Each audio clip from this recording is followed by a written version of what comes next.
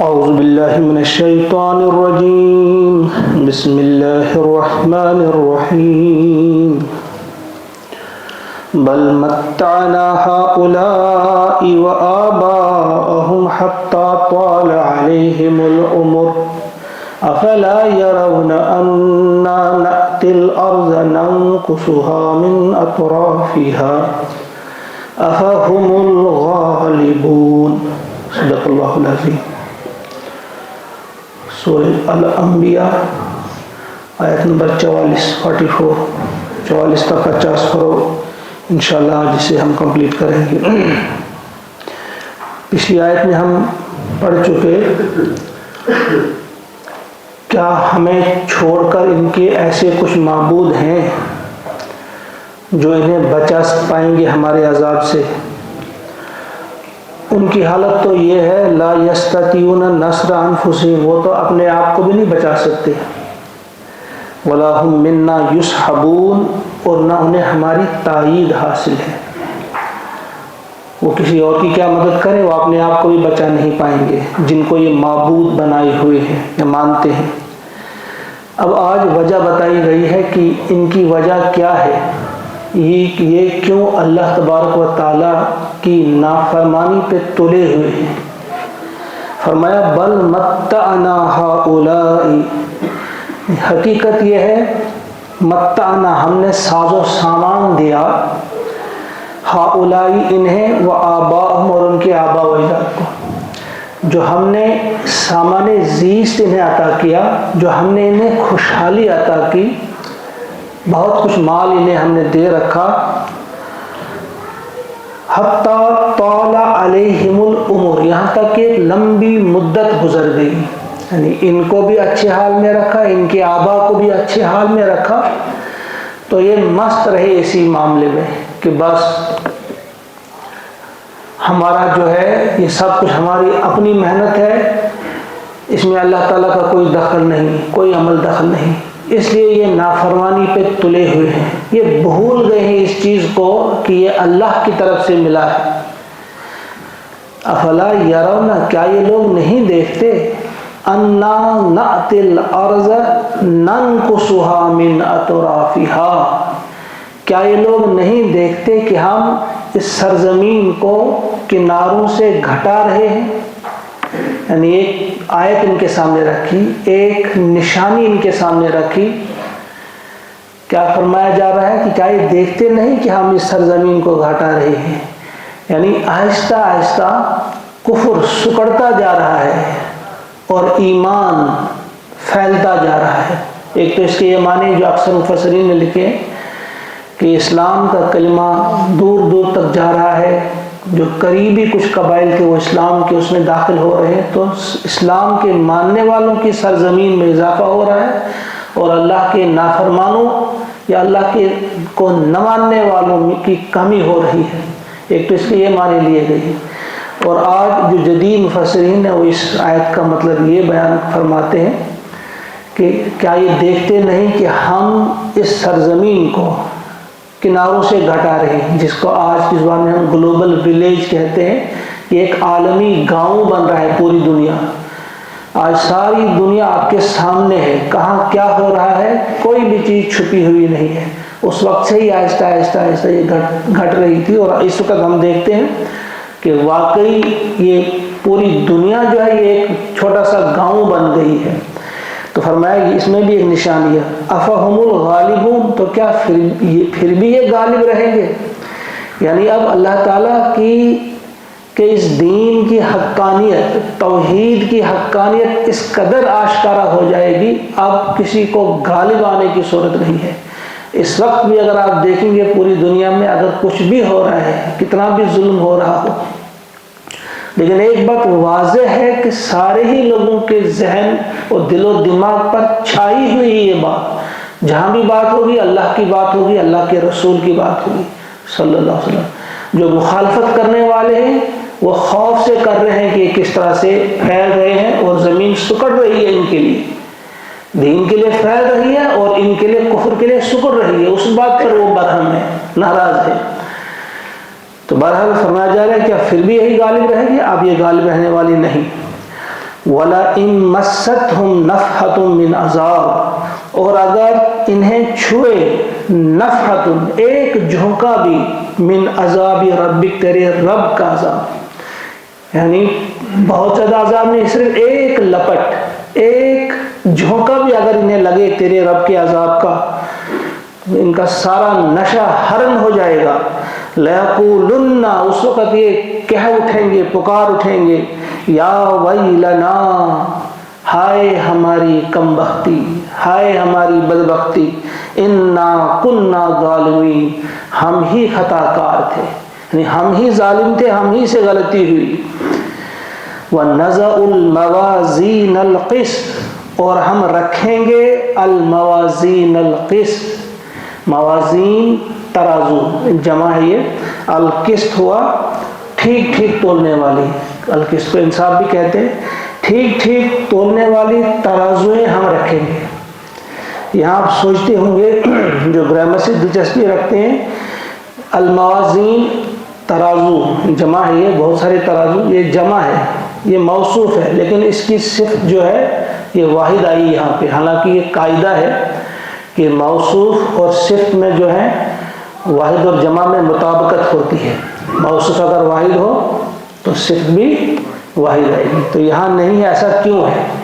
تو اس کی وجہ ہے یہ جو صفت اس کی القسط ہے یہ مصدر ہے، جب مصدر میں صفت ہوگی تو واحد کے لیے بھی آ سکتی ہے یہ، اور جمع کے لیے بھی واحد میں ہی آ سکتا ہے، اسی لیے یہاں پہ الموازین القسط کہا گیا۔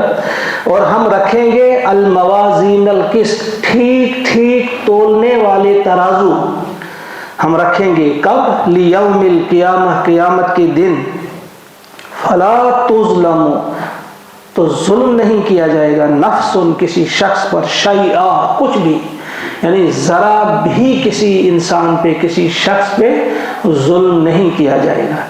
ایک اور نقطہ یہاں پہ کہ ترازو بہت سارے رکھے جائیں گے، جمع ہے نا، یہ کیا وجہ ہے؟ ایک ہی ترازو نہیں رکھا جائے گا، تو اس کی ایک وجہ تو یہ سمجھ میں آتی ہے، ممکن ہے ایسا ہو کہ ہر شخص کے اعمال تولنے کے لیے ترازو الگ ہوگی، ایک تو اس کے یہ معنی سمجھ آتے ہیں، یا ایک ایسا ہو سکتا ہے کہ مختلف قسم کے اعمال تولنے کے لیے مختلف ترازو ہوں گے، یعنی اخلاق تولنے کے لیے انسان کے اخلاق تولنے والے ترازو الگ ہوں گے، ان کے معاملات تولنے والے ترازو الگ ہوں گے، یعنی کس نے کیا کیا ان کی جو الگ الگ چیزیں ہوں گی، الگ الگ صفات ہوں گی، الگ الگ ان کی جو انہوں نے کمائی ہوں گے اعمال، تو ان کے لیے الگ الگ ترازو ہو سکتے ہیں، ایسے ممکن ہے۔ اور یہ ترازو کیوں استعمال کیے یہاں پہ؟ کیا ایسے ہی ترازو ہوں گے؟ نہیں، یہ ضروری نہیں، ممکن ہے ایسی ان کی شکل ہو، لیکن ان میں تولے جانے ہیں اخلاق، ایک مادی چیز تولی نہیں جا رہی ہے، انسان کے اخلاق، انسان کے معاملات، انسان کا کردار، انسان کی بول چال، انسان کی نیت تک کو بھی دیکھا جائے گا، اس سے بھی پرکھا جائے گا۔ شاید کبھی کچھ لوگوں کو ممکن تھا کہ وہ اس پر شک کرتے جو ایمان والے نہ ہو، لیکن آج تو بالکل آیا ہے، آج ایسی مشینیں آپ دیکھتے ہیں جن میں ہر چیز تولی جاتی ہے، خون کا ایک قطرہ نکالا جاتا ہے، بتایا جاتا ہے تمہارے جسم میں کتنا خون ہے، اس خون میں کتنا شوگر ہے، اس خون میں کتنا فلاں چیز ہے، تھائرائڈ ہے، پتہ نہیں کیا کیا دیکھتے ہیں آج۔ تو یہ کس قسم کی ترازو ہوگی اللہ بہتر جانتا ہے، لیکن انسان کے پورے جو معاملات ہیں، اس کے جو کرتوت جتنے بھی ہوں گے، اس کی نیکیاں ہیں، اس کی بدیاں ہیں، ٹھیک ٹھیک تولی جائیں گی۔ تو فرمایا فلا تظلم نفس شیئا، کسی شخص پر ذرا بھی ظلم نہیں کیا جائے گا۔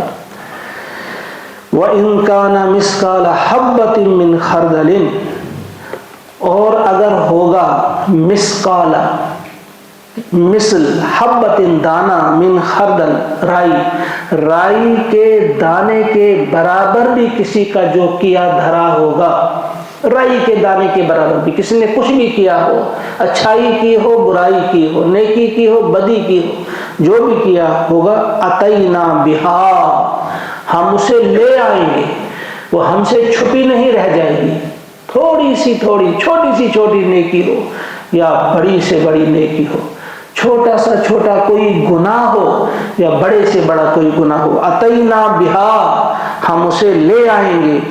وَكَفَى بِنَا حَاسِبِينَ، وَكَفَى اور کافی ہے، بنا ہم، حاسبین حساب لینے کے لیے، ہم حساب لینے والے کافی ہیں، ہمیں کسی کی مدد کی ضرورت نہیں، ہم خود ہی کافی حساب لینے کے لیے.